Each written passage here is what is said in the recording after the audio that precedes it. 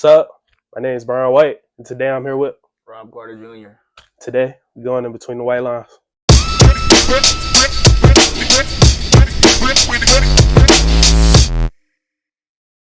So, before we get into everything, why don't you introduce yourself?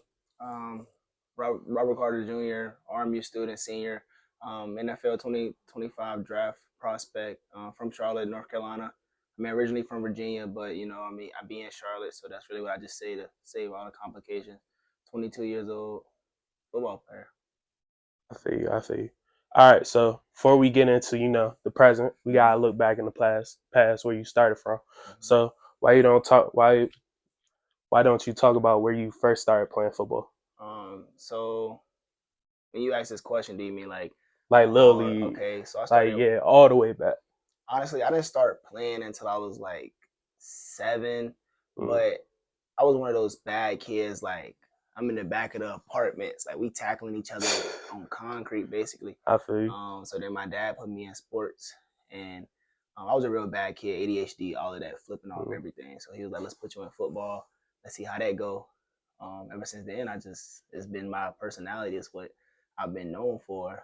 Then high school, made a okay name for myself. Went D2. After D2, hit the transfer portal. I was a D2 All American. Hit the transfer portal, came to RMU, and played 2 seasons here. I feel you. So let's talk about you D2. How many years you played D2? 2. 2. Okay. Mm-hmm. So coming out of high school, like how did it? Because I felt not gonna like say down on you or anything, but you weren't recruited very highly. So like, how did that make you feel? Like, it's seeing your peers maybe being recruited higher than you were, and you knew you had the ability to play. Okay, I'm gonna be honest with you. My high school wasn't really like recruited heavily. Like if you look at like states like Florida, I feel like that's when you can compare, like, you know what I'm saying, player for player. But my high school, I feel like I went the highest out of anybody I graduated with as far as like football ranking wise.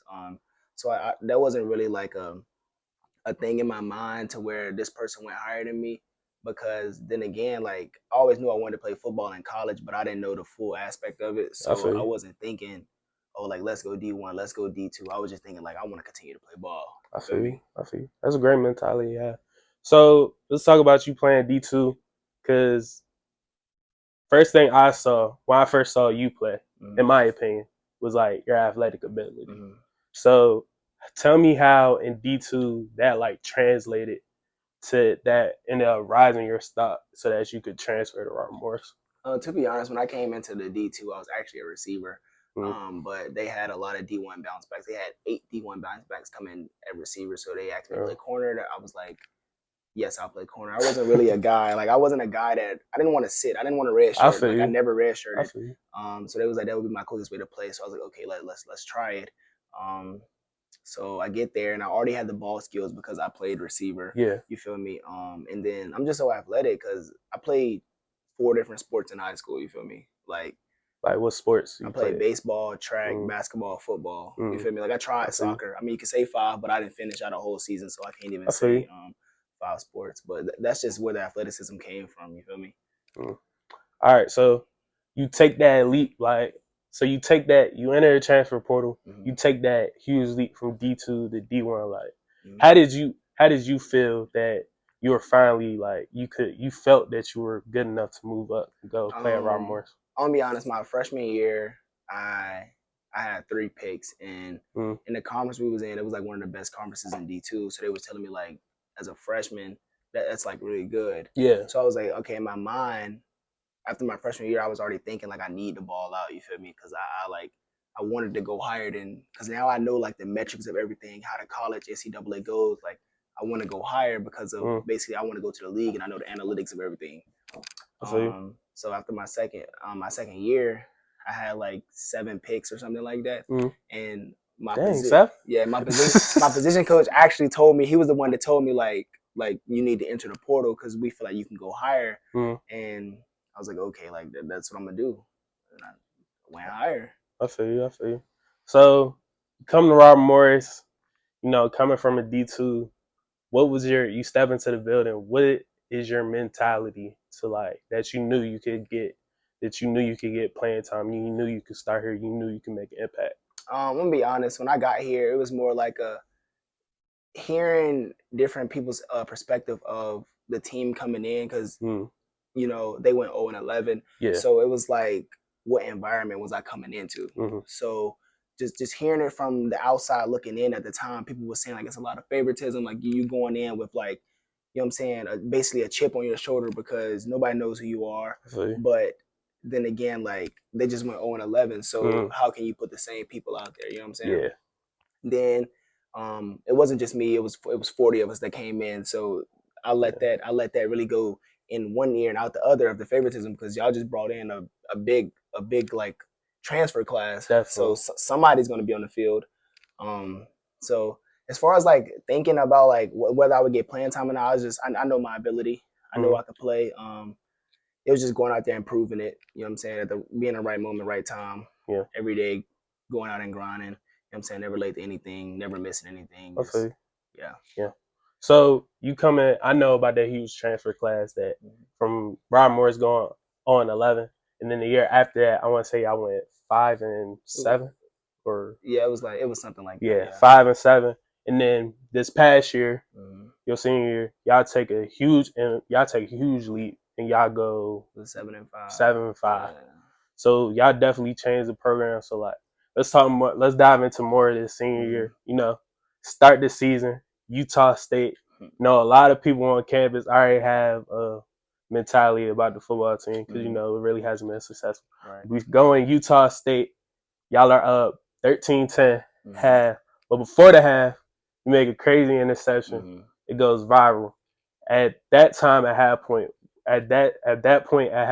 what is really going through your head? I'm gonna be like completely honest with y'all. Like, of course, I knew it was a crazy catch. Did I know it was gonna be this crazy? Nah, I did not know it was gonna be like rated #1 greatest interceptions of all time, or even being classified as that. I just thought it was like a really good catch. You know what I'm saying? And not to downplay that or anything, but like I have been to practices that I have seen you make very similar catches. So I feel like it was great to see you finally like highlight something like that and for you to go big off of it just because you've been making those types of plays. I think that's why it was more like that's why it wasn't during the time. I didn't think it was as big of a catch because of the simple fact I was doing it in practice. But you know, going in the locker room halftime, we up on a G5, P5 school. You know what I'm saying? People coming past me, walking past my locker at halftime, like dun-dun-dun, dun-dun-dun. Oh, you gonna be on Sports Center? Like I'm checking my phone. My dad telling me like, oh, they talking about Sports Center. You know what I'm saying? So while all of this is happening, I'm still trying to be conscious of we still in the game and we could win this game. Like this would be a great win if we do win this game. You know what I'm saying? That was my whole mindset of going into halftime. I see.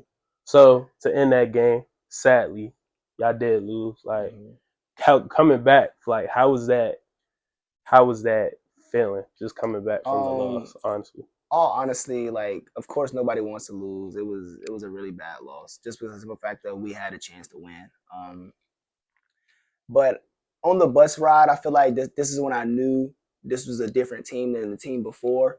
Like it was no hatred on what was going on at the time, even though we just lost. I see. So people on the bus like, yo, Rob, like turn on ESPN. We all in tune on the ESPN. We all in tune. Matter of fact, we all on social media just sharing the video, reposting the video, commenting on the video, like letting me know like what's up. That's when I knew like it was a whole different team because not to throw shade on the team before, but the team before, I really don't think that would have been the case. You know what I'm saying? It would have been a couple. It would have been hatred somewhere along the line. You know what I'm saying? But this team, it was just a feeling that it was just different. I definitely feel me being around y'all. I definitely did feel like it was brotherhood. I say like it was always y'all was together. Y'all always had each other back. So I gotta talk about the week after because I talked about it with Ty. So y'all riding high. Definitely after this Utah State because it was a close game that a lot of people didn't expect y'all to be in. So y'all come home. Robert Morris play at home. Everybody in Moon talking about y'all because of what because of not only your catch, but because of how the game was so close. Mhm. So y'all come home and then y'all drop y'all second game. How did that change y'all mentality for the rest of the season? Because I feel like after that game, it was definitely a difference around y'all. I want to say like y'all did stuff a little bit more intentional, in my opinion. So after the Utah State game, I feel like we were too high. Mm. Like we just lost.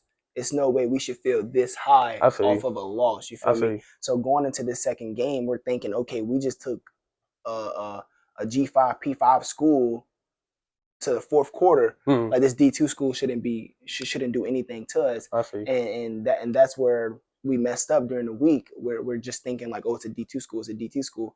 And I wouldn't even put the 100% on the players. I think it was like the coaches on that part too. We were all like not really. I wouldn't say like laying low on it, but not really pushing it as much as we should. I feel you. And it didn't hit us into our face until we seeing double zeros in the fourth quarter arm you down. The game's over. You know what I'm saying? They're doing flips on our field, and their whole side of the fan section is loud, and we're moping around. You know what I'm saying? Like it's too late then. So yeah. So I had to talk about it, not to get you down or anything. But then next week, y'all take on Mercyhurst. Big bounce back win. But I don't want to highlight that too much. But next thing I do want to highlight is 3 games during y'all season, y'all had shutouts. So how important was that for you being a defensive, being a cornerback? Like how important was that for you for y'all to shut 3 teams up? That's actually like really important. I don't think like people outside of the football world don't know how big that is. Like to hold an offense for a whole game, not without to score scoring any points, like not a field goal, not anything. Like you're just out there like smash mouth football, like what you want to see, and that's just a big accomplishment. Not only on us, but like statistically, that's a really good accomplishment. You know what I'm saying? Because a lot of teams don't do that. Yeah. All right. So then I want to talk about next was you got to talk about rivalry game, big game going into Duquesne. That week, that build up. Again, me being with the team, I knew how big this game was. Like y'all coming back to NEC, renewing the rivalry because of how close y'all were.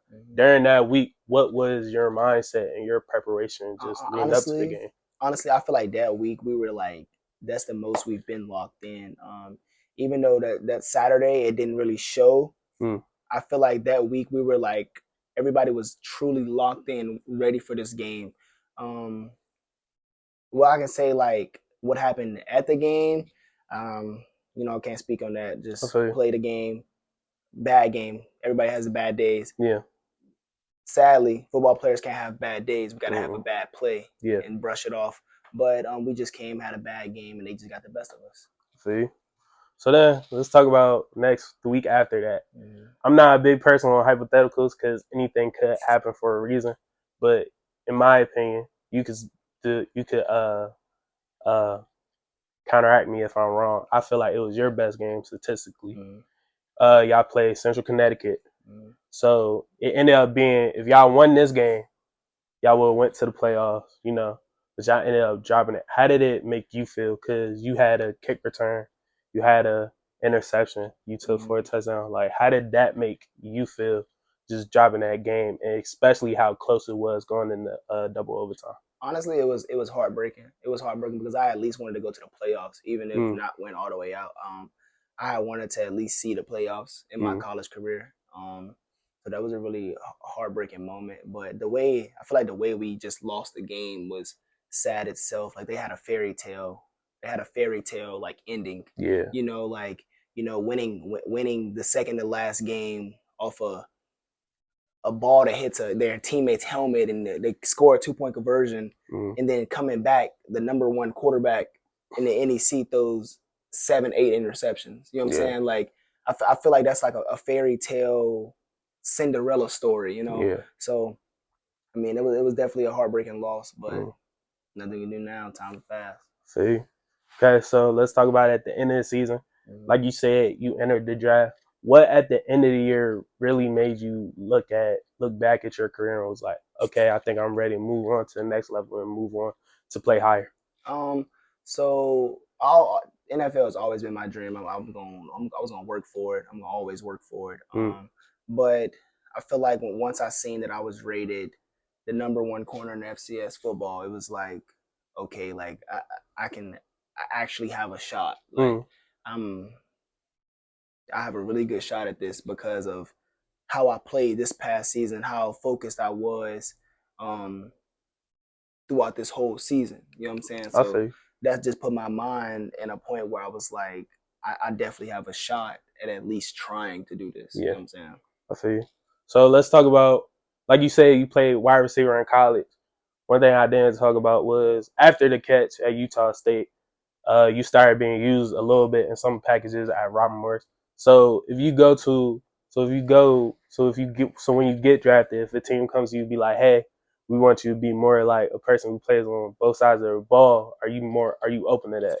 Of course, I feel like if you ask anybody that, nobody would turn that down. Yeah, I feel you. It's the professional level. I think everybody would say yes to that, even if it's, you know, if I was to sit and I was to ask you, be white, if they told you to just go out there and be on punt block, I'll do it. You would do it. Like you wouldn't even care about defense because you know, like your job is being on punt block. You know what I'm saying? Definitely. So I feel like asking that question of 100%, I would do both. I would return. I hold the ball if they want me to hold the ball. You know what I'm saying? So I feel you. Like at the professional level, I'm down to do whatever. I got you. All right, so say you sitting in front of a team right now, they interviewing you. They ask you, what if we draft you right now with this pick, what are you bringing to us right now? What would your answer be? I would tell them, like, I mean, they seen the film, so aside of like the football, I would take all football aspects. I'm a great person to have in your locker room. I'm always uplifting. I'm a hard worker. You feel me? My personality, I'm one of those people that I don't mope around the locker room. I'm always up top. I'm a laughter. You feel me? Like, so just having that in your, I'm a leader at that. So having that in your locker room, you know, all leaders, you can be a vocal leader or you can be a leader that leads by example. And I feel like I do both. I'm a vocal leader and I lead by example because of, you know what I'm saying, I make sure like everyone feels welcome. Everyone, you know, is on the right path. Everybody is all on the same page when it comes to playing football. And outside of football, we're all, you know, chasing the right thing. Definitely. You feel me? So I feel like that's what I would tell them that I would bring to the table. Like you said, well, you told me that you have your pro day coming up. Praying that you do good on that, you know. And this has been Robert Carter Jr. We just went in between the white lines.